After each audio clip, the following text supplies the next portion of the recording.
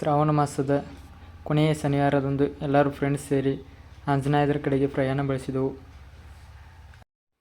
ರಾತ್ರಿ 12 ಗಂಟೆ ಸಮಯ ಬಿಟ್ಟು ಬೆಳಗ್ಗೆ 6 ಗಂಟೆ ಸಮಯದಲ್ಲಿ ತಲುಪಿದೆವು. ಎಲ್ಲಿ ಹೊಂಟ್ರಪ್ಪ?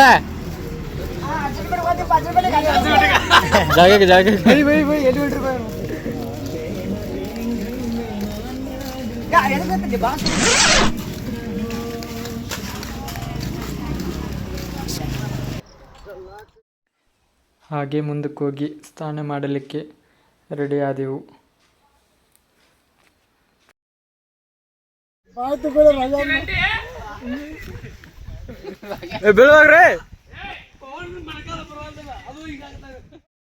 ರಾಮಾಯಣದ ಮಹಾಕಾವ್ಯದಲ್ಲಿ ಉಲ್ಲೇಖಿಸಿರುವ ಪ್ರಕಾರ ಆಂಜನೇಯದ್ರ ಬೆಟ್ಟವನ್ನು ಹನುಮಂತನ ಜನ್ಮಸ್ಥಳವೆಂದು ಪರಿಗಣಿಸಲಾಗಿದೆ.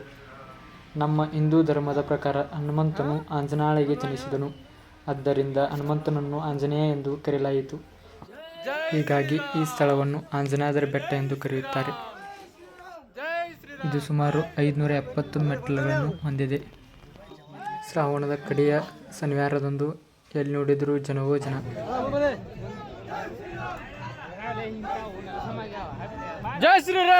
ಈ ಆಂಜನೇಯದ್ರ ಬೆಟ್ಟದಿಂದ ಹಂಪಿಗೆ 23 ಕಿಲೋಮೀಟರ್ ದೂರದಲ್ಲಿದೆ.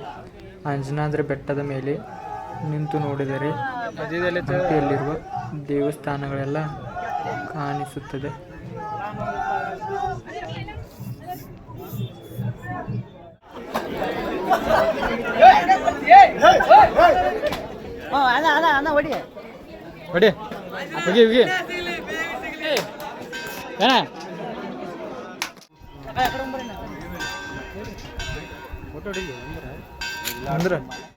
ಕೊನೆಗೆ ಹನುಮಂತನ ದರ್ಶನ ಪಡೆದು ಒಂದಿಷ್ಟು ಫೋಟೋ ಕ್ಲಿಕ್ಕಿಸುವುದರಲ್ಲಿ ಸಮಯ 10 ಗಂಟೆ ಆಗಿತ್ತು.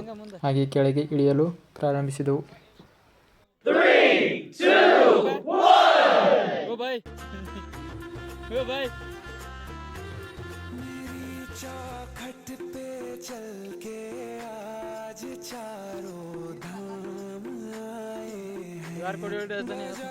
ಈ ಆಂಜನೇಯದ್ರಿ ಪರ್ವತವು ತುಂಗಭದ್ರಾ ನದಿಯ ತಟದಲ್ಲಿದೆ. ಈ ಬೆಟ್ಟಗಳನ್ನು ನೋಡುತ್ತಾ ಹೋದಂತೆ ಹೇಮಕೂಟ ಪರ್ವತ, ಮಾತಂಗ ಪರ್ವತ, ಋಷ್ಯಮುಖ ಪರ್ವತ ಮತ್ತು ಆಂಜನೇಯದ್ರಿ ಪರ್ವತ ಕಾಣಿಸುತ್ತದೆ.